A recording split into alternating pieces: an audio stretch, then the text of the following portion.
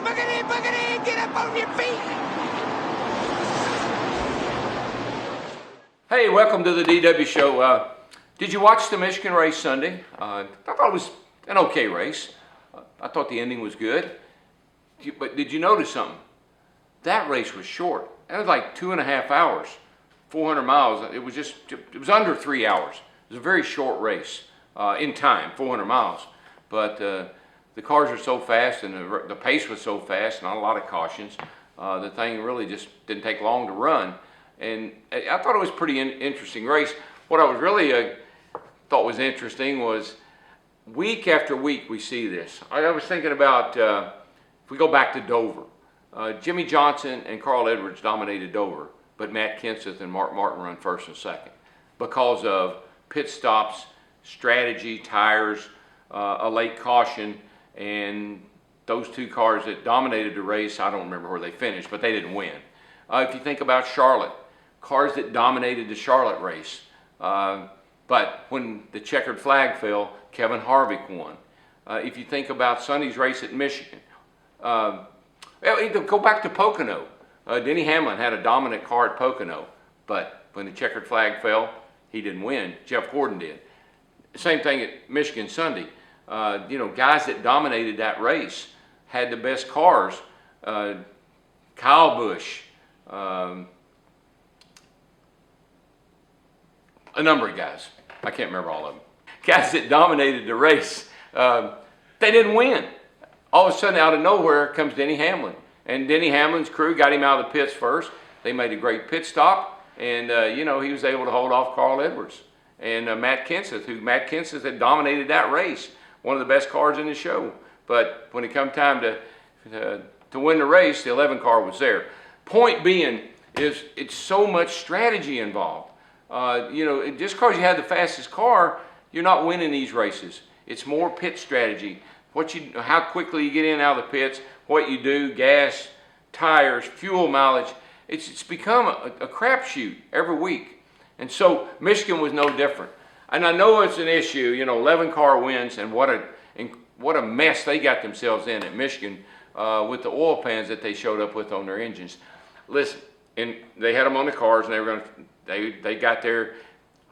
You're not going to believe me because you're going to say I'm a Toyota guy, and that's okay. My brother runs Toyotas, and I love my brother, okay? And I like helping him.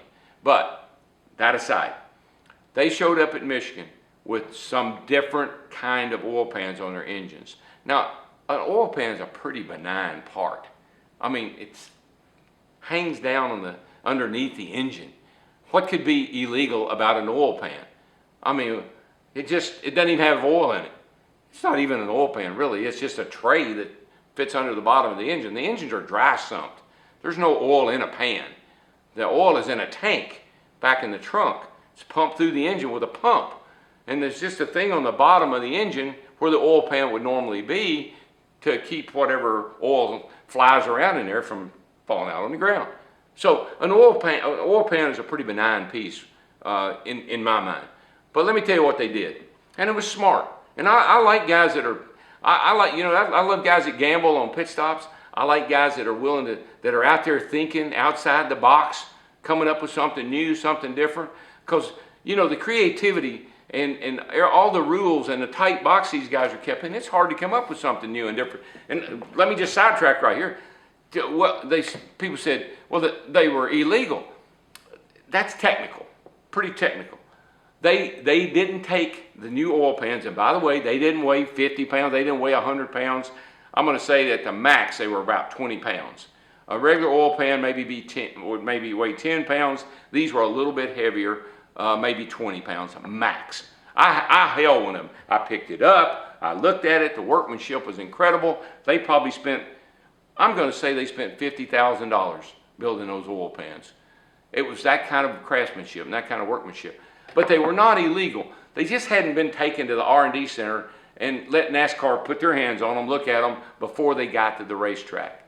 And the reason, if I had something that I spent that much time and money on, would I take it and show it to someone else? Because here's what happens. When you take something into the R&D center, NASCAR looks at it, and then they make it where everybody can use it if they want to. And so a team has to have priorities. Or, you know, they have to have stuff that is exclusive to their team. That's how you, I mean, that's the way a race team is supposed to operate. But here's what they did. This is so technical, you're going to say, I don't know what you're talking about. I'm going to tell you anyway. They got an X brace under the car. In a passenger car, it would be called a cross member. So in a race car, there's an X brace that goes underneath the engine that, let's just call it a cross member. What they did with these oil pans is they made the engine where it would sit down inside of that X brace. So it was low.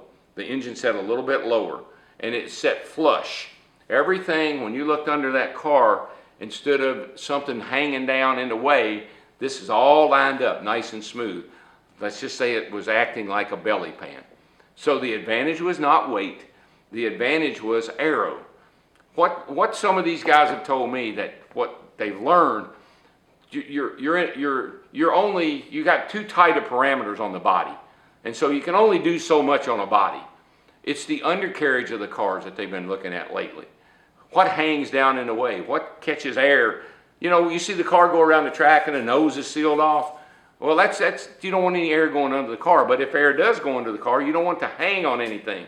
And so if there's anything underneath the car that can hang up under there, the air can hang on, it'll try to lift the car up. So it was an aero advantage is what they were trying to do.